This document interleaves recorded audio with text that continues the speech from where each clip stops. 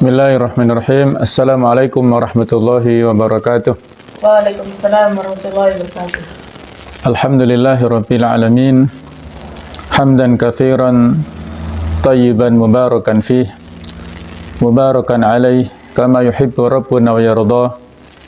Ashhadu an la ilaha illallah wahdahu la syarika lah.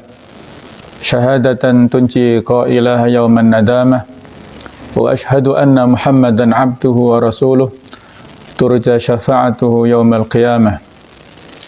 Allahumma salli wa sallim ala sayyidina wa habibina wa maulana Muhammad wa ala alihi wa ashabihi wa ansarihi wa junudihi wa man sara ala nahjihi wa da'a bi da'watihi ila yaumil qiyamah. Allahumma inna nas'aluka ilman nafi'a wa na'udzu bika min ilmin la yanfa'. Allahumma 'allimna ma yanfa'una wanfa'na bima 'allamtana. Allahumma la sahla illa ma ja'altahu sahla wa anta taj'alul hasna idza syi'ta sahla. Rabbi shrah li sadri wa yassir li amri wahlul 'uqdatam min lisani yafqahu qawli, amma ba'du. Para pemirsa yang berbahagia, alhamdulillah, marilah selalu kita perbarui rasa syukur kepada Allah Subhanahu wa ta'ala atas nikmat-nikmatnya yang sangat banyak kepada kita, terutama nikmat iman, Islam, nikmat kesehatan, kesempatan, nikmat batin dan nikmat zahir semuanya. Mudah-mudahan kita selalu bisa menggunakan semua nikmat Allah itu dalam rangka untuk menambah ketaatan kita kepada Allah Subhanahu wa ta'ala. Amin ya rabbal alamin. Para pemirsa yang berbahagia, marilah kita teruskan kajian kitab online, yaitu pembahasan dari kitab Al-Wajiz fi Qawaid Al-Fiqh fi Idahi Qawaid Al-Fiqh Al-Kulliyah, yaitu kitab yang membahas tentang penjelasan dari qawaid-qawaid fikih yang global dengan rincian dalil serta contoh-contohnya serta kaidah-kaidah turunan darinya, ya. Mempelajari kitab ini adalah penting bagi kita semuanya sebagai rujukan setiap muslim supaya bisa mensikapi segala dinamika yang ada dalam hidup ini dengan sebaik-baiknya. Man yuridillahu bihi khairan yufaqihu fiddin. Barang siapa yang dikehendaki baik oleh Allah, maka dia difahamkan, dijadikan faqih dalam urusan agamanya. Semakin kita punya kecintaan kepada ilmu agama, semakin kita menguasai ilmu agama, maka itu adalah tanda kebaikan Allah bagi kita. Dan begitu pula kebalikannya. Jika kita tidak cinta dengan ilmu agama dan kita tidak menjadi orang yang faham, maka na'udzubillah, itu adalah tanda bahwasanya Allah tidak menginginkan kebaikan kepada kita. Oleh karena itu, apapun profesi kita, tidak masalah apakah kita bergelut dalam bidang urusan-urusan agama atau urusan dunia, itu enggak masalah. Yang penting kita faham dalam urusan agama. Para ulama kita dulu tidak semuanya berprofesi sebagai pengajar, sebagai guru. Ada yang berprofesi sebagai pedagang, ada yang pejabat, ada yang pengusaha dan macam-macam, tapi mereka faham dalam urusan agama. Maka kita pun juga begitu, ya. Apapun profesi kita, maka harus memiliki pemahaman dalam urusan agama. Baiklah, para pemirsa yang berbahagia, kaidah turunan dari qawaid atau dari kaidah kuliah yang ketiga, yaitu al-masyaqqatu tajlibu taisir, ya, bahwasanya kesulitan akan menyebabkan kemudahan. Di antara turunannya adalah kaidah yang kita bahas pada kesempatan ini, ya, yaitu idza dhaqal amru ittasa'a. Apabila sempit sebuah perkara atau urusan, maka hukumnya menjadi ittasa'a, menjadi longgar. Kemudian kaidah yang bawah ini kebalikannya. Idza tasa'al amru dhaqa. Apabila suatu perkara, urusan itu dalam kondisi yang longgar, dalam kondisi yang normal, dalam kondisi yang lapang, maka hukumnya menjadi dhaqa, menjadi sempit, menjadi kaku, menjadi terbatas. Masing-masing akan kita bahas insyaallah ya. Yang fokusnya ke yang pertama ya. Kalau yang kedua ini sudah lazim ya. Ini adalah kaidah untuk perkara-perkara yang azimah ya, yang normal, yang biasa. Sementara yang pertama ini adalah kaidah rukhsah ini yang pada tema pembahasan kita. Para pemirsa bisa melihat di kitab, barangkali ada sudah sebagian yang mendownload ya dari kitab ini ya, dari Maktabah Syamilah. Itu ada pada halaman 230 dan seterusnya ya. Mari kita bersama-sama pelan-pelan ya sambil kita belajar bahasa Arab ya. Hatani al-qaidatani mutaqabilatani.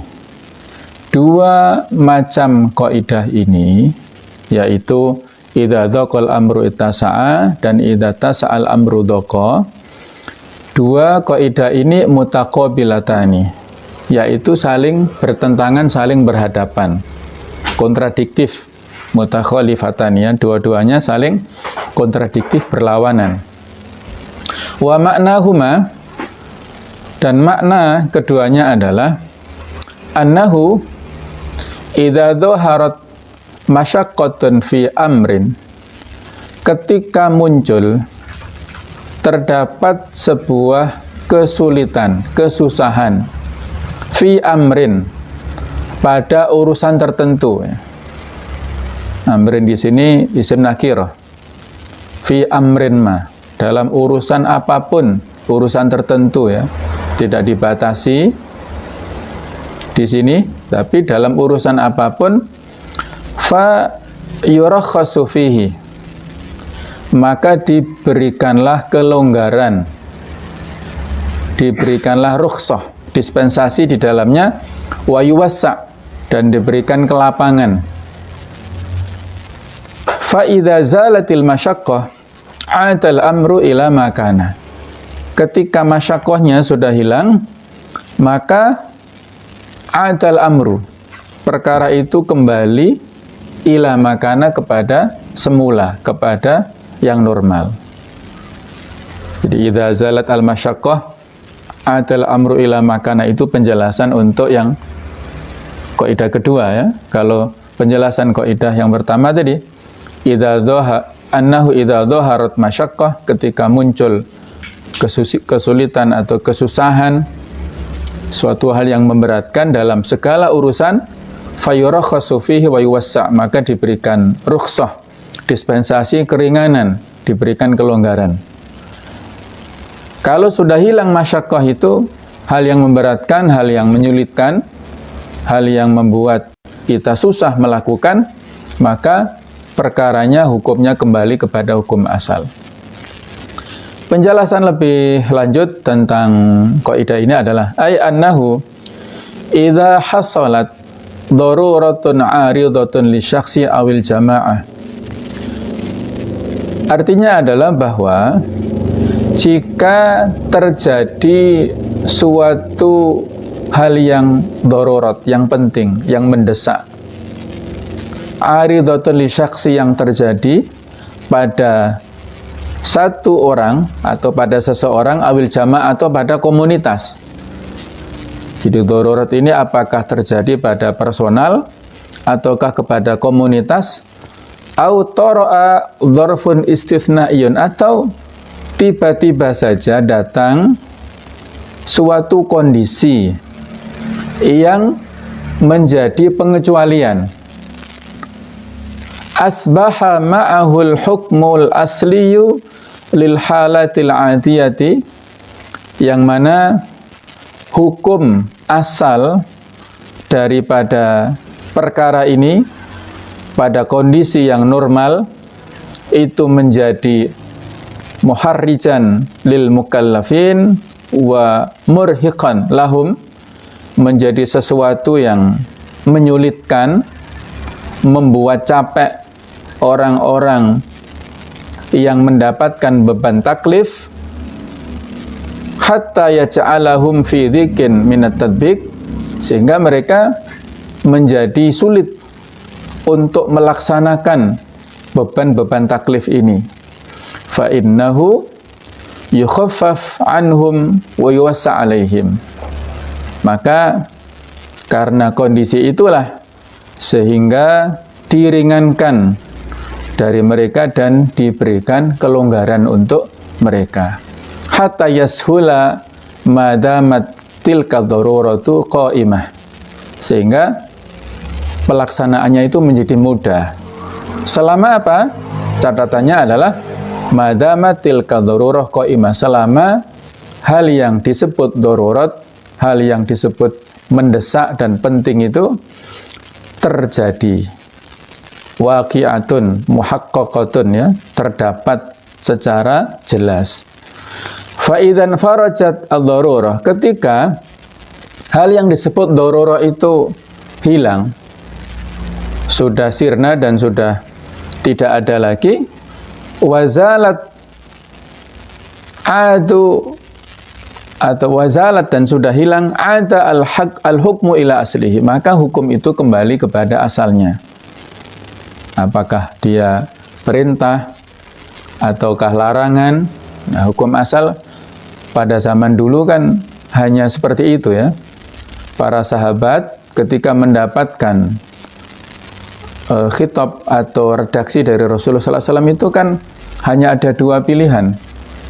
Apakah berupa perintah ataukah berupa larangan.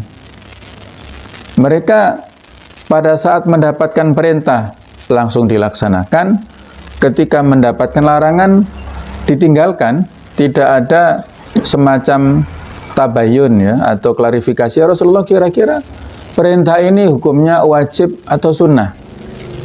Ya Rasulullah SAW, apakah perintah ini hukum, larangan ini hukumnya haram atau makruh? Tidak ada. Karena klasifikasi hukum fikih yang 5 itu terjadi baru pada saat generasi tabi'ut tabi'in, generasi ketiga, yaitu semenjak Al-Imam Syafi'i rahimahullah. Beliau adalah ulama pertama yang menyusun kitab dalam bidang usul fikih yang namanya risalah itu kan. Jadi ketika sudah dibuat disiplin ilmu usul fikih itu yang kemudian merumuskan hukum-hukum fikih yang berjumlah 5 itu baru pada masa beliau, dan beliau lahir adalah tahun 150 Hijriah, generasi tabi'ut tabi'in. Jadi 4 madhab itu, Abu Hanifah, Imam Malik, Imam Syafi'i, Imam Ahmad, ya. Ini yang sebagian ulama mengkategorikan masuk dalam generasi tabi'in itu adalah Abu Hanifah, karena beliau pernah bertemu dengan sahabat Anas bin Malik. Sementara Imam Malik, Imam Syafi'i, Imam Ahmad ini generasi tabi'ut tabi'in, ya.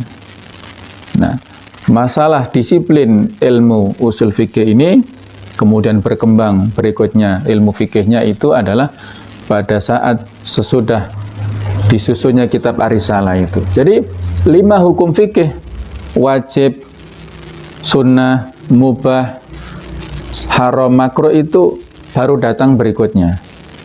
Ketika generasi sahabat ini masih berupa antara perintah atau larangan.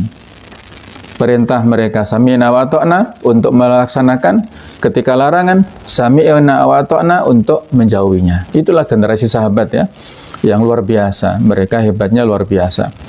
Wa hadza makna idza tasa'adqa, dan ini adalah makna dari kata-kata atau kalimat idza tasa'adqa, ketika longgar sebuah urusan maka hukumnya menjadi sempit, yaitu makna dari kaidah yang kita tulis yang kedua.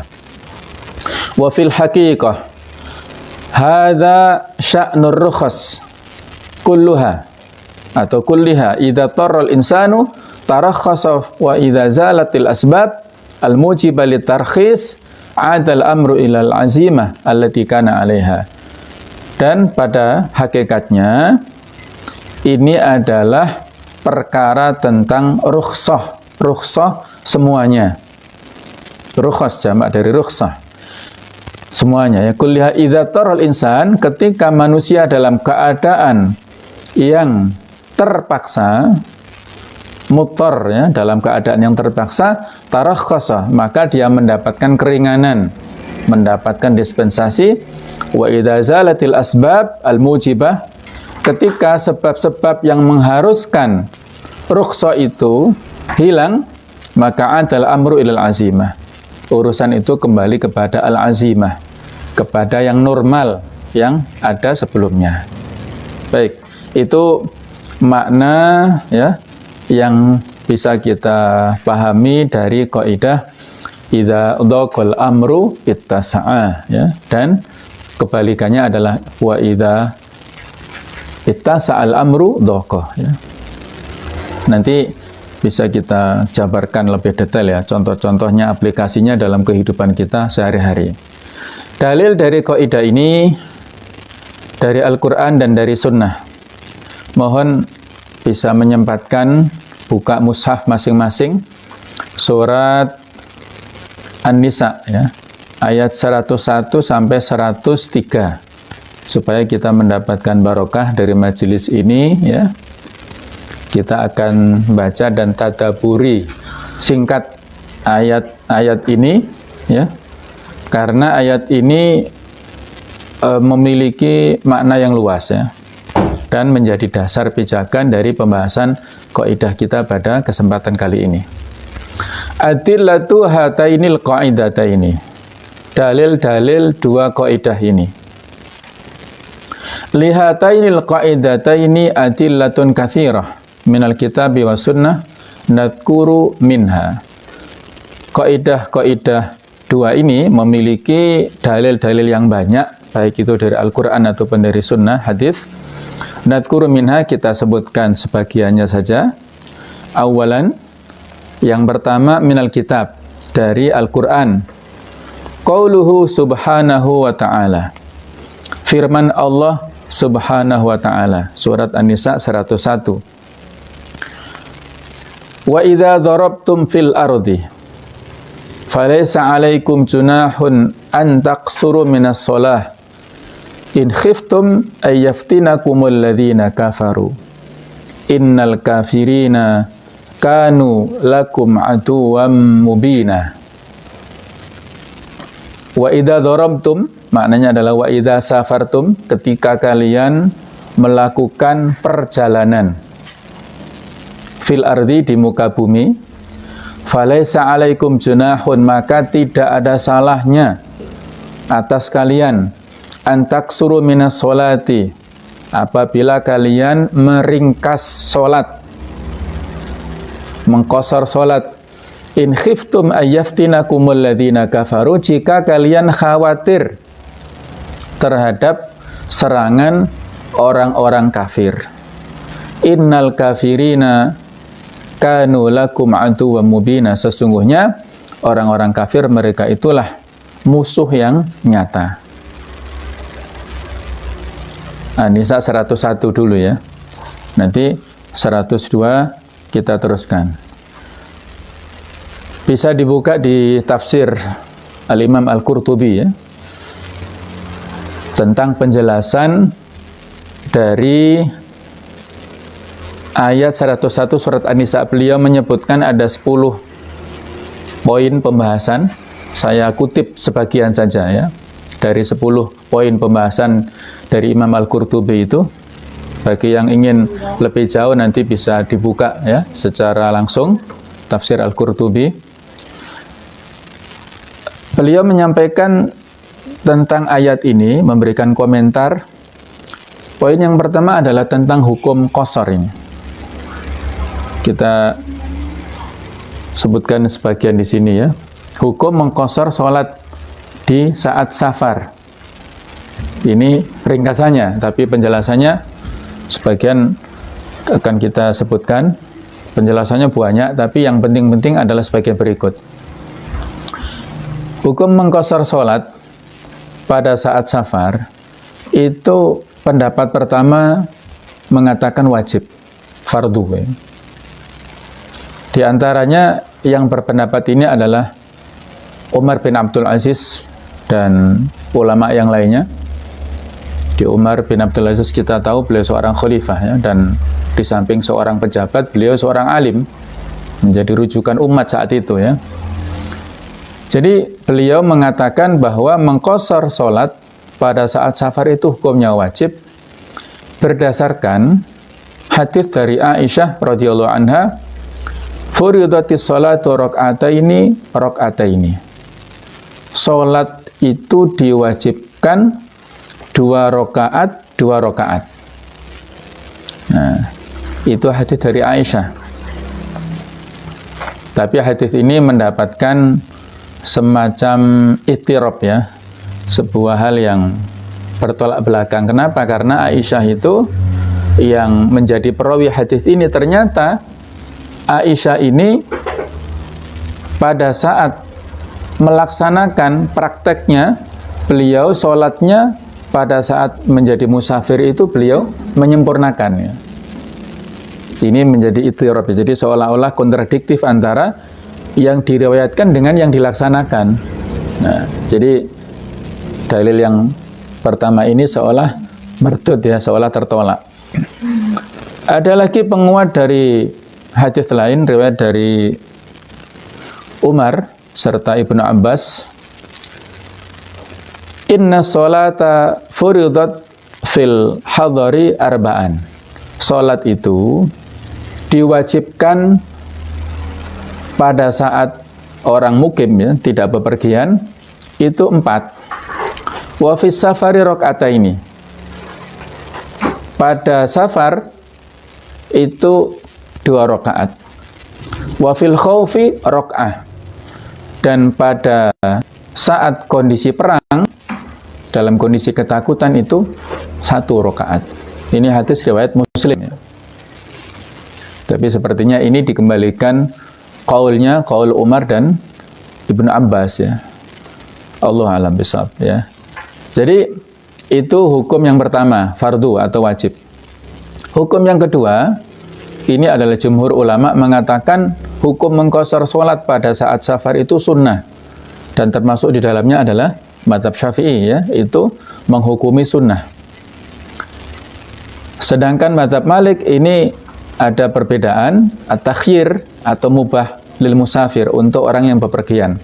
Boleh mengqashar dan boleh menggenapkan.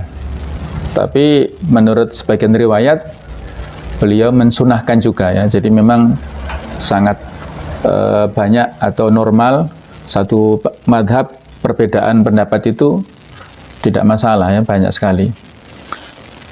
Qala Syafi'i al-qasru fi ghairil khawfi bisunnah wa amma fil khawfi ma'as safar fa bil Qur'ani was sunnah. Jadi jamaah sekalian, barangkali ada yang mempertanyakan ya. Coba kita lihat lagi, maka saya anjurkan tadi membuka mushaf supaya bisa kita lihat ayatnya serta artinya ya. Bahwa apabila kalian dalam keadaan safar di muka bumi, tidak mengapa, tidak masalah apabila kalian mengqashar sholat. Nah, ada katakannya di sini, in khiftum ayyaftinakumul ladzina kafaru. Jika kalian khawatir diserang oleh orang-orang kafir. Barangkali ada yang bertanya, Ustadz, misal kan di sini mungkin ya ada yang berpendapat sebab dibolehkannya qashar kan ada kata-kata in khiftum ayyaftinakumul ladzina kafaru. Dalam keadaan perang, khawatir terhadap serangan orang-orang kafir. Berarti kalau tidak dalam keadaan perang, rukhsah qasharnya berarti sudah hilang begitu. Menjadi hilang begitu. Nah, ini mungkin ya, mungkin ada yang bertanya seperti itu ya. Nah, di dalam tafsir Qurtubi ini detail ya penjelasannya, saya hanya menyampaikan sebagian, mohon maaf barangkali kurang bisa merepresentasikan penjelasan dari Imam Qurtubi ya. Saya hanya mengutip beberapa kalimat, beberapa pendapat para ulama supaya memperjelas. Imam Syafi'i mengatakan bahwa qasar fi ghairil khauf, tidak dalam keadaan perang, itu berdasarkan sunnah atau hadis. Wa amma fil khaufi ma'as safari fa bil Qur'ani was sunnah. Adapun hukum qasar dalam keadaan musafir serta dalam keadaan khauf itu berdasarkan Al-Qur'an dan As-Sunnah. Wa man shalla arba'an fala syai'a alaihi. Maka barang siapa yang sholat 4 rakaat tidak ada sesuatu untuknya.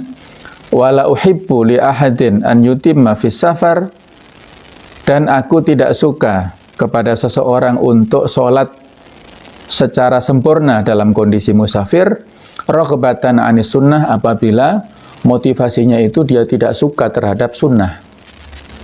Nah, jadi itu pendapat tentang beliau.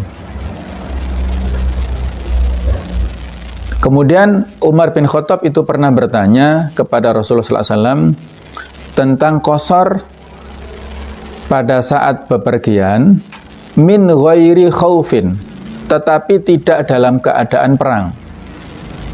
Faqala, kata beliau ini, coba kita ingat-ingat hadis ini ya. Kata beliau dari pertanyaan Umar tadi apa? Tilka shadaqatun. Itu adalah sedekah. Tasaddaqallahu biha alaikum. Allah memberikan sedekah itu kepada kalian. Faqbalu shadaqatahu.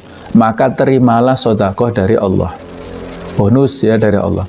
Itu bonus dari Allah, sedekah dari Allah, maka terimalah. Nah, ini jawaban yang saya kira konkret dari beliau ya tentang penjelasan dari pertanyaan tadi. Barangkali ada yang bertanya bahwa qasar ini kan di ayat ini dibatasi oleh kondisi perang saja. Kalau kondisi tidak perang berarti kan tidak masuk dalam ayat ini. Nah, ini bisa dijawab oleh hadis ini. Bisa juga para ulama menjelaskan yang lainnya bahwa posisi Al-Quran, ya ini kembali ya kita pada tema yang lain ya, tentang makanatul Quran wa sunnah, positioning antara Al-Quran dan As-Sunnah. Ini bisa dilihat dari sisi dua macam ya. Bahwasanya min haitsu hujjiyatihi, dari sisi kehujahannya Al-Quran wa sunnah itu sejajar ya. Selama hadisnya bisa dipertanggungjawabkan kesahihannya maka sejajar ya. Itu dari sisi hujahnya. Tapi dari sisi rutbah, artinya posisi tahapannya, Al-Quran itu qabla sunnah. Karena as-sunnah itu mubayyinatun lil Quran. Hadis itu menjelaskan Al-Quran. Al-Quran itu global, hadisnya dijelaskan secara rinci. Maka disinilah pentingnya ya, kita menggunakan hadis sebagai dasar hukum. Karena ada sebagian di antara kaum muslimin, kelompok yang disebut dengan ingkarus sunnah, mengingkari hadis ya. Maka konsekuensinya kalau mengingkari hadis, maka akan bisa menghapus sekian banyak hukum dalam Islam ya. Karena Al-Qur'annya itu hanya bersifat global, penjelasannya itu di hadis. Nah, juga dari ini bisa disimpulkan ketika Allah Ta'ala memberikan sebuah persyaratan tentang hukum tertentu di dalam Al-Quran, kemudian hadis Nabi itu tidak mensyaratkan hal itu, maka ini yang diamalkan adalah hadisnya. Artinya syarat itu menjadi sesuatu yang tidak berarti, begitu loh ya, dalam tanda kutip ya. Nanti ada penjelasan lebih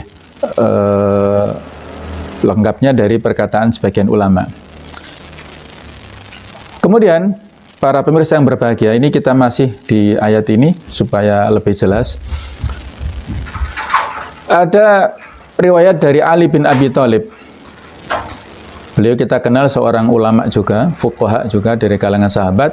Beliau mengatakan, Sa'ala qaumun minat tujari Rasulullah SAW. Ada satu kaum dari pedagang yang bertanya kepada Rasulullah SAW. Faqalu, Mereka bertanya begini, inna nadribu fil ardi fakaifa nusalli. Wahai Rasulullah SAW, kami ini melakukan perjalanan di muka bumi ini, maka bagaimana caranya kami ini sholat? Nah, maka Allah menurunkan ayat ini, wa idza darabtum fil ardi falaysa 'alaikum junahun an taksuru minas sholati. Sampai situ saja. Coba kita perhatikan jawaban pertanyaan kaum pedagang ini hanya sampai situ.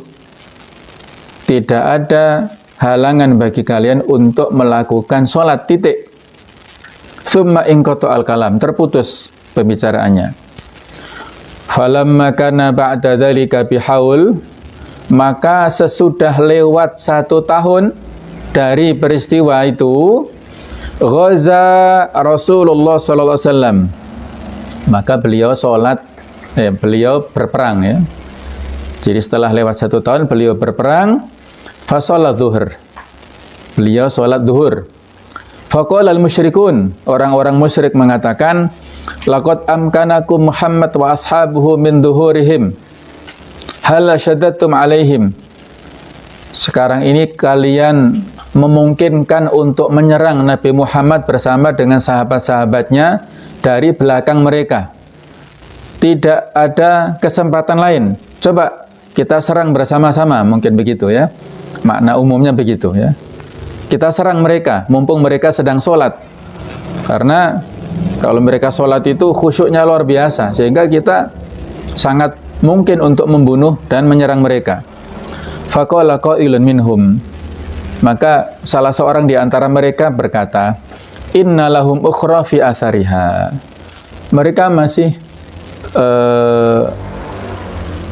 ada yang lain di belakang mereka ya, di belakangnya. Fa anzalallahu baina sholataini, maka Allah menurunkan antara 2 sholat, yaitu antara sholat duhur dan asar itu, in khiftum ayaftinakumul ladzina kafaru.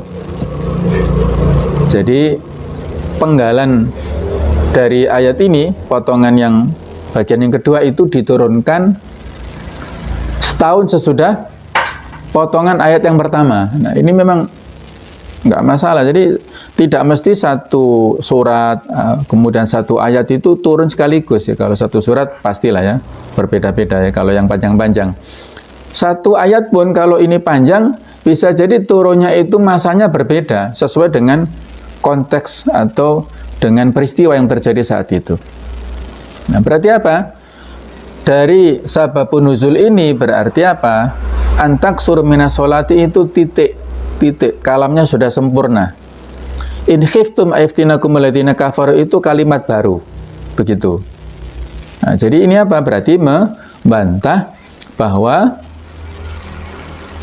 safar atau qasar dalam safar itu hanya terbatas pada kondisi perang saja. Qala Ibnu Abbas mengatakan bahwasanya perkataan firman Allah, wa idza darabtum, ini masuk pada ayat yang sesudahnya ya. Afan, mohon maaf. Jadi ini masih yang pertama. Firman Allah wa idza darabtum ila akhirih itu adalah nazalat fi sholati fi safar. Itu turun berkenaan tentang sholat pada saat bepergian. Summa nazala, kemudian turun in khiftum ayaftinakumul ladzina kafaru. Diturunkan ayat in khiftum, kalau kalian takut serangan orang kafir itu, fil khauf, pada kondisi peperang, ba'daha bi'am, sesudahnya selama 1 tahun. Berarti ini melengkapi tadi, melengkapi dari perkataan Ali bin Abi Thalib tadi yang disampaikan Ibnu Abbas, berarti melengkapi. Dhahaba qaumun, nah ini pendapat kaum lagi, ila anna dzikral khaufi mansukhun bisunnah, bahwasanya menyebutkan kata-kata khauf itu hukumnya terhapus dengan hadis. Berdasarkan hadis apa? Hadisnya Umar tadi.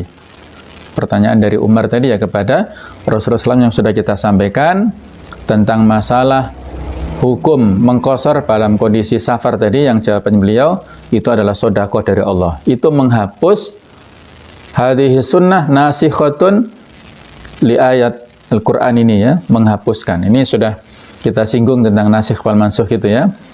Jadi tidak masalah satu ayat sebagian terhapus, sebagian berlaku, itu sebuah hal yang lazim ya. Ayat yang sering kita baca di surat Ali Imran 102 yang kita baca setiap khutbah Jumat itu ya. Ya ayyuhalladzina amanu taqullaha haqqa tuqatih wa la tamutunna illa wa antum muslimun. Mungkin sebagian kita sudah tahu, sebagian mungkin belum ya. Saya singgung sedikit saja. Ketika turun ayat ini, para sahabat merasa berat untuk melaksanakan taklif. Mereka berat ya untuk melaksanakan konsekuensi dari ayat ini. Haqqa tuqatih. Karena haqqa tuqatih ini konsekuensinya berat. Kata Ibnu Abbas, an yudhkara wa la yunsa. Allah harus kita ingat terus, tidak boleh kita lupakan. An yuta'a wa la yu'sa. Harus kita taati terus-menerus, tidak boleh kita berbuat maksiat kepadanya. Ya. Harus selalu konsekuen, harus selalu maksimal dalam ketaatan. Maka para sahabat saat itu merasa ada haraj ya, ada kesusahan. Maka diturunkanlah ayat lain di surat At-Taghabun, fattaqullaha mastata'tum. Bertakwalah kepada Allah semampu kalian. Nah, sebagian ulama mengatakan ayat ini menghapuskan penggalan ayat pertama, ya ayyuhalladzina amanu taqullaha haqqa tuqatih itu, sedangkan wala tamutunna illa wa antum muslimun itu tidak terhapus ya, masih berlaku hukumnya. Nah, ini menurut pendapat ya, boleh kita terima, boleh kita tolak ya silahkan. Ini fleksibel kita ya, jadi tidak kaku dalam masalah pensikapan terhadap ayat-ayat dan pendapat-pendapat di antara ulama. Ini dinamika yang berkembang. Nah, ini salah satu komparasi saja, bahasnya ada satu ayat yang sebagian itu dihukumi mansukh, ada juga sebagian lain yang mengatakan masih berlaku. Nah, jadi nggak masalah. Termasuk ini pun penggalan tentang in khiftum ini mansukh dengan ayat dengan hadis ya, dari hadis Ibnu Umar, dari hadis Umar tadi. Ayat 102, wa idza kunta fihim, apabila engkau berada di tengah-tengah mereka, fa aqamta lahumus shalah, maka engkau mendirikan salat, faltakum ta'ifatun minhum, hendaklah berdiri satu kelompok di antara mereka bersamamu. Ini cara salat khauf ya.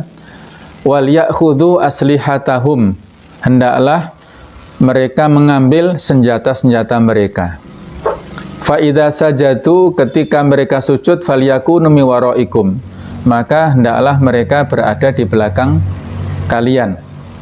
Jadi sebagian kelompok salat bersama imamnya, bersama Rasul di sini, kemudian yang lain berjaga-jaga mengambil senjata. Wal ta'ti ta'ifatun ukhra, kemudian datanglah kelompok lain yang belum sholat tadi, ikut sholat bersama imamnya. Lam yusallu, yang mereka belum sholat, fal yusallu ma'aka, hendaklah mereka sholat bersamamu.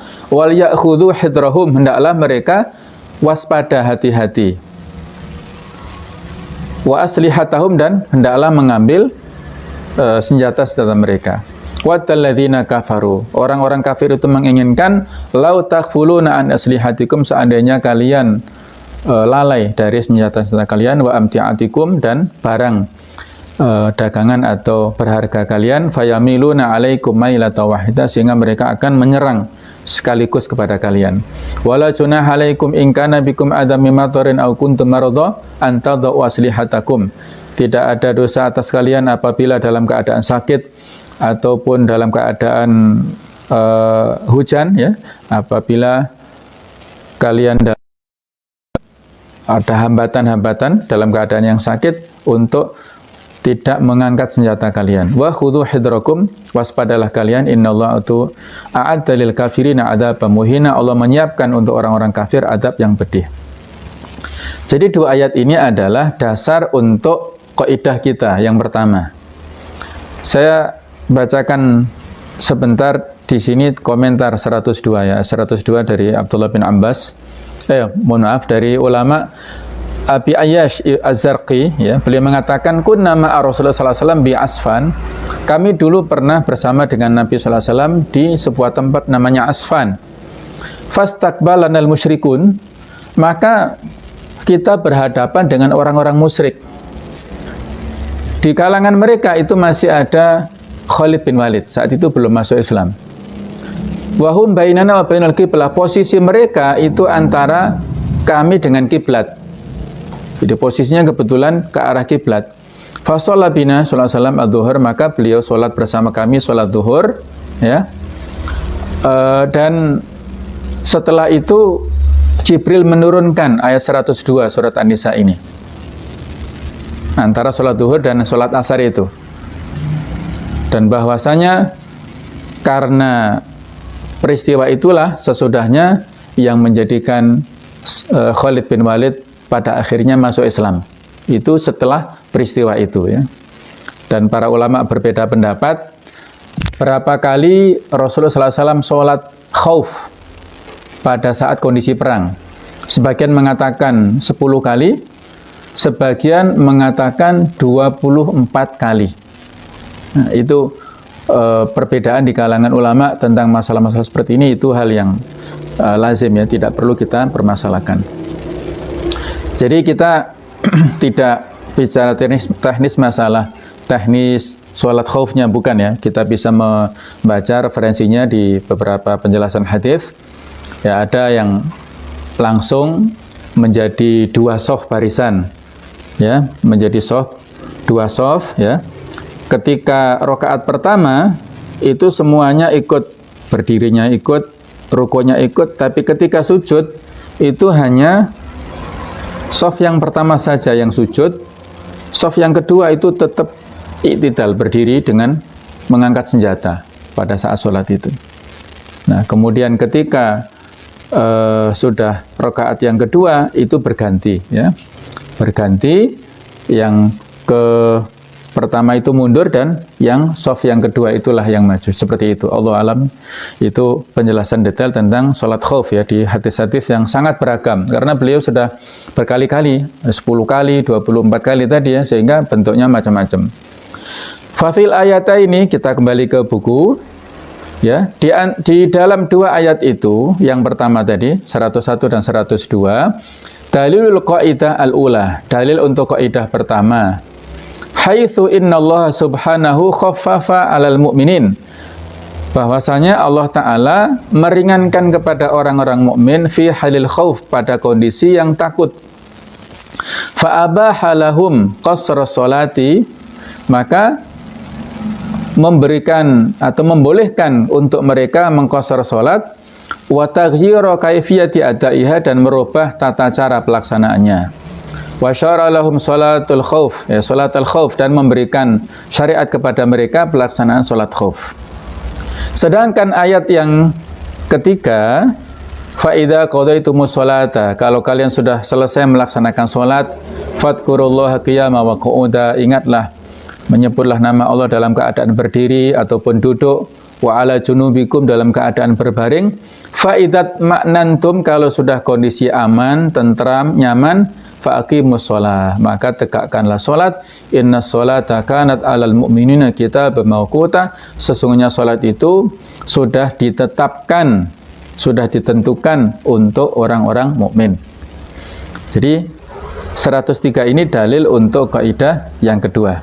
Haitsu amarahum subhanahu indal itminan, di mana Allah memerintahkan kepada kaum mukminin pada kondisi nyaman, wa zawali halil khauf, sudah hilang keadaan takut di peperangan tadi, bi'itmami sholat, dengan menyempurnakan sholat, wa adaiha, dan melaksanakannya ala kaifiyatil asliyah, berdasarkan tata caranya yang asli.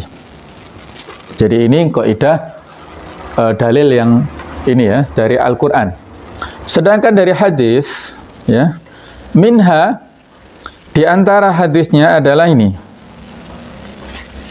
ma akhrajahu Abu Dawud, yang dikeluarkan oleh Abu Dawud dari Umrah bintu Abdurrahman. Qalat, dia mengatakan, sami'tu Aisyah, aku mendengar Aisyah berkata, kaffa nasun min ahlil badiyah hadratal adha. Ada sekumpulan manusia yang datang dari pedalaman, ya, mereka Badui, ya, dari suku pedalaman. Mereka datang ke Madinah hadratal adha pada saat hari raya Idul Adha, menjelang hari raya Idul Adha, fi zamani Rasulullah SAW, pada zaman Nabi Muhammad SAW. Faqala Rasulullah SAW, maka beliau mengatakan, idtakhiru thuluth, simpanlah sepertiga, watasaddaku bima baqiyah, dan sodakokanlah yang tersisa. Qalat, Aisyah mengatakan, falamma kana ba'da dzalika, sesudah itu, ya, qila li Rasulullah SAW, ditanyakan kepada Nabi Muhammad SAW, ya Rasulullah, wahai Rasulullah SAW, laqad kana nasu yantafi'una min duhayahum, orang-orang memanfaatkan binatang-binatang hasil korban mereka itu, ya, dan mereka wa yujamiluna minhal wadaka, dan mereka memanfaatkannya, menghancurkannya, dibuat minyak samin, wa yatakhiduna minhal uskiya, dan sebagian menjadikannya itu sebagai minuman, mungkin supaya berkhasiat, ya. Faqala Rasulullah SAW, wa madzaka, dan apa yang seperti itu, atau kama qala, ya, atau perawinya agak lupa ini, ya, atau seperti yang beliau katakan, qalu, mereka menjawab, Rasulullah, nahaita an imsaki luhumi dhuhaya ba'da thalath, Anda telah melarang kami, ya, memanfaatkan daging binatang kurban tadi melebihi daripada sepertiga. Faqala Rasulullah SAW, maka beliau menjawab, innama nahaitukum min ajli ad-dafah allati tafat alaikum. Aku larang kepada kalian itu dalam rangka kedatangan kelompok orang yang banyak tadi. Kalau sudah tidak ada, fakulu wa tasaddaku wa takhiru, maka makanlah, sodakokanlah, dan simpanlah. Ya, jadi maksudnya ketika sudah tidak ada illat tadi, ya, karena kebutuhan tamu menjamu tamu tadi kan banyak, maka kalau awalnya itu dilarang dalam hal untuk memanfaatkan secara maksimal, ya, daging binatang kurban, nah sekarang sudah tidak ada illatnya, tidak ada sebab khusus, maka alokasinya ada 3 tadi, ya. Boleh dimakan sepertiga, kemudian disodakohkan, kemudian disimpan. Nah, dalam kondisi normal seperti itu. Kalau kondisi tadi banyak tamunya, maka kebanyakan dialokasikan untuk membuat jamuan bersama tadi, ya.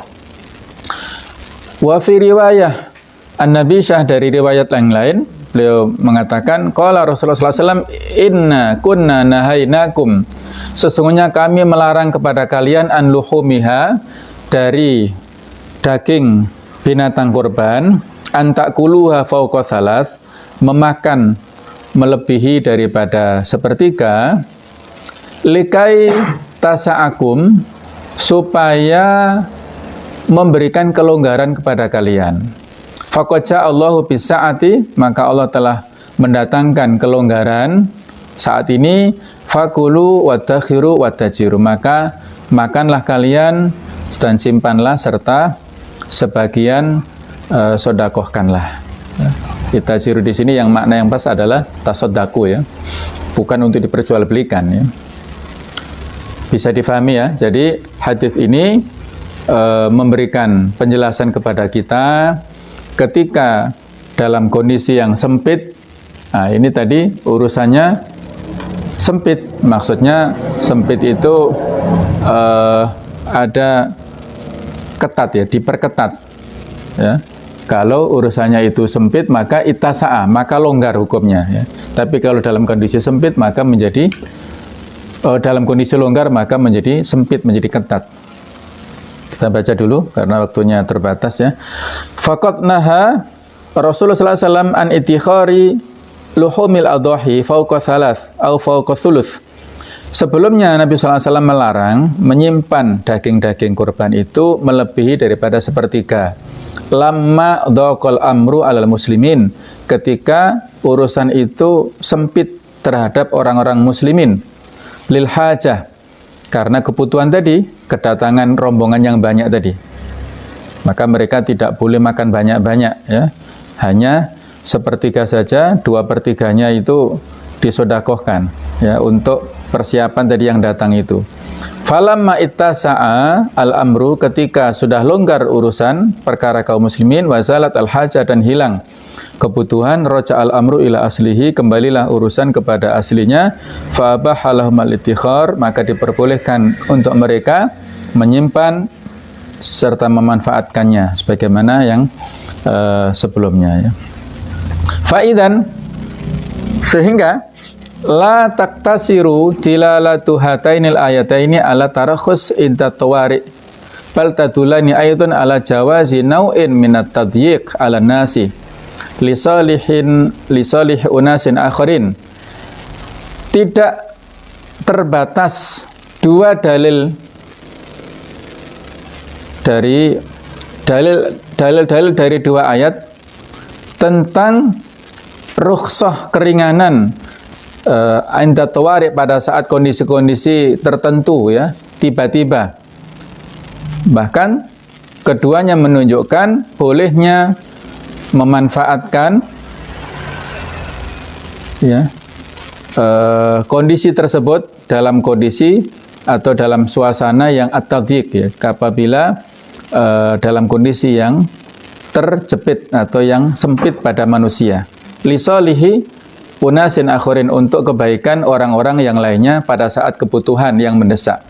Fa idza zalatil kal hajah, ketika hilang kebutuhan tersebut, raja al-amru ila makana, karena nanti ada kaidah lain, ya, qad tanzilu al hajatu manzilata darurah, kebutuhan itu kadang-kadang menempati posisi darurat, ya.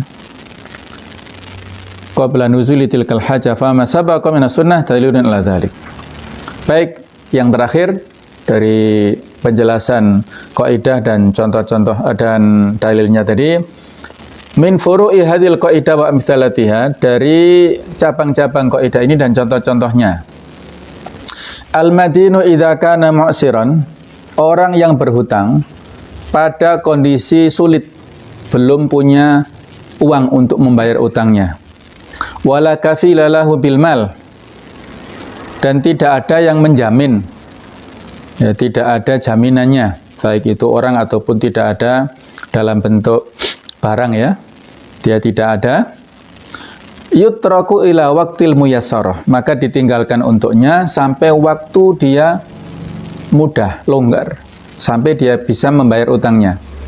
Wa idza lam yaqdir ala ifa'id dain, apabila dia tidak mampu melunasi hutangnya jumlatan, sekaligus, kontan, langsung, yusa'ad ala ta'diyatihi muqassitan, maka dia dibantu untuk melunasi hutangnya itu dengan cara kredit. Nah, jadi dengan cara nyicil, itu menggunakan kaidah idza dhaqal amru ittasa'a, karena dia dalam kondisi yang dhaqah, dalam kondisi yang terjepit, dalam kondisi yang sempit, maka hendaklah orang yang memberi utang itu memberikan tawassuk, ya, memberikan kelonggaran, ya. Contoh yang lain, idza faqadat al-mar'atu waliyaha, jika seorang wanita kehilangan walinya. Ini contoh yang kedua, wanita yang kehilangan wali, fi safarin, pada kondisi bepergian, fawallat amroha rajulan, maka dia memberikan penguasaan urusannya itu, perwaliannya, kepada seorang laki-laki. Yajuzu dzalika kama qala Syafi'i, maka hal itu boleh menurut pendapat Imam Syafi'i. Jadi masalah perwalian ini panjang, ya, pembicaraannya dalam masalah pembahasan fikih nikah, ya. Yang mana wali ini masuk dalam rukun nikah. La nikaha illa biwaliyin, tidak sah pernikahan tanpa adanya wali. As-sultanu waliyu man la waliyalahu. Penguasa pemerintah itu menjadi wali orang yang tidak punya wali. Jadi kalau sudah tidak ada wali, wali itu kan derajatnya seperti asobah dalam ilmu faraid itu ya. Dari nasab laki-laki, ayahnya, kalau nggak ada kakeknya, kalau nggak ada adalah saudara ayahnya, saudara ibunya nggak boleh. Kemudian saudaranya sendiri juga begitu ya. Jadi seperti asobah itu, yang laki-laki ya. Nah, kalau seorang wanita yang kehilangan wali pada saat safar, itu dalam kondisi yang doko kan, sempit, maka ittasa'a, diberikan kelonggaran, dia bisa menunjuk laki-laki lain. Nah, laki-laki lain ini sebisa mungkin yaitu orang yang terpercaya ya. Kalau mungkin di daerah negara-negara yang mayoritas non-muslim, itu bisa menunjuk ketua yayasan Islamic Center atau apa misalnya, itu bisa menjadi wakilnya. Artinya orang yang betul-betul terwakili ya, atau bisa menjadi wakil representasi dari umat Islam lah gitu ya. Wa minha, contoh yang ketiga, yaitu persaksian wanita, syahadatun nisa wasibyan. Persaksian wanita dan anak-anak fil hammamat wal mawadi' allati la yahduruha rijal taf'an li haraji dhiya'il hukuk. Jadi persaksian wanita ini kan pada dasarnya khilafiyah ya. Maksudnya boleh atau tidak itu belum sepakat, walaupun ayatnya di surat Al-Baqarah 282 ya. Fa illam yakuna rajulaini farajulun wa mar'atani. Kalau tidak ada dua orang saksi laki-laki, maka boleh satu laki-laki jadi saksi dan dua orang perempuan menempati posisi laki-laki. Jadi satu laki-laki berbanding dua orang perempuan dalam persaksian ini. Oleh karena itu perempuan ini kan disebut nuqsanul uqul. Jadi kata satu hadis lain kan menyebutkan ra'aitu an-nara, ya, aku bisa melihat neraka. Wa ra'aitu aktsarahum, aku melihat mayoritas penduduk neraka itu wanita. Kenapa? Alasannya karena mereka itu nuqsanuddin wa nuqsanul uqul. Mereka itu kekurangan, memiliki kekurangan dalam hal agama dan kekurangan dalam hal akalnya. Kekurangan agama maksudnya adalah apa? Mereka ada waktu-waktu tidak bisa sholat, yaitu dalam kondisi menstruasi, dalam kondisi nifas ya, nggak bisa puasa, kan itu berarti nuqsanuddin, kekurangan dalam hal agama. Ketika orang lain bisa tilawah, bisa sholat ya, yang laki-laki, maksudnya yang perempuan nggak bisa. Nah, berarti ada kekurangan dalam bab agama di situ. Nuqsanul uqul, mereka kekurangan dalam hal akal karena kesaksian wanita itu separuh daripada kesaksian laki-laki. Maka disinilah kesaksian wanita itu boleh, anak-anak juga boleh, fil hammamat, pada tempat mandi umum, wal mawadi allati la yahduruha rijal, dan tempat-tempat tertentu yang tidak boleh dihadiri oleh laki-laki. Taf'an li haraj, dalam rangka untuk menolak kesulitan, dhiya'il hukuk, hilangnya hak. Jadi ada kasus misalnya ya, kriminal atau mungkin pembunuhan yang terjadi di tempat tertentu yang tidak bisa dihadiri oleh laki-laki karena di situ khusus perempuan. Maka ketika perempuan memberikan persaksian ini diperbolehkan. Ya, maksudnya begitu ya. Ini para ulama berbeda pendapat apakah perempuan boleh bersaksi dalam banyak semuanya ataukah hanya tertentu. Dalam pidana rata-rata ada khilafiyah. Kalau dalam hal perdata itu boleh ya, rata-rata membolehkan kesaksian wanita. Wal aslu fi dzalika muttafaq alaih, dan pada dasarnya itu sesuatu yang disepakati, walakin ikhtalafu fil furu', akan tetapi berbeda dalam hal cabang-cabangnya. Wa minha syahadatul qabila 'alal wiladah, dan di antara contohnya adalah persaksian seorang wanita yang hampir mau menjelang kelahiran. Ya, kondisinya kan sakit ya, tapi karena dibutuhkan darurah hifdzil walad wa nasabihi, kebutuhan menjaga eksistensi anak dan nasabnya. Itu dibutuhkan dia datang, walaupun hamil, mau menjelang lahir, tapi dibutuhkan dibutuhkan kesaksiannya untuk membuktikan mana ayahnya misalnya, begitu ya. Maka ini diperbolehkan. Wa minha ibahatu aklil maitah. Di antara contohnya adalah diperbolehkannya memakan bangkai lil muttarri untuk orang yang terpaksa, au akli malil ghair, atau makan makanan orang lain. Ala an yatmanahu, tapi dia harus memberikan jaminan hifdzunil haya, untuk menjaga eksistensi kehidupannya. Daripada dia mati kelaparan, ya, maka diperbolehkan memakan sesuatu yang aslinya diharamkan. Famanitturra ghayra baghin wala 'atin fala itsma alaih. Wa minha al-a'dzar al-mujibah. Di antara contoh yang lain adalah udzur-udzur yang mengharuskan li faskhil ijarah, batalnya persewaan, daf'an li doror, karena untuk menolak doror, ya, menolak bahaya. Yang terakhir, wa minha jawazul ijarah ala ta'at, bolehnya memberikan ongkos, ya, menyewa terhadap amal-amal ketaatan seperti ta'limul Quran wal adzan, ya, menggaji orang muadzin, wal imamah, menjadi imam tetap, hifdzon li sya'air minadhiya, untuk menjaga syiar-syiar agama dari hilangnya. Hifdzuddin, ya, dalam rangka untuk menjaga eksistensi agama.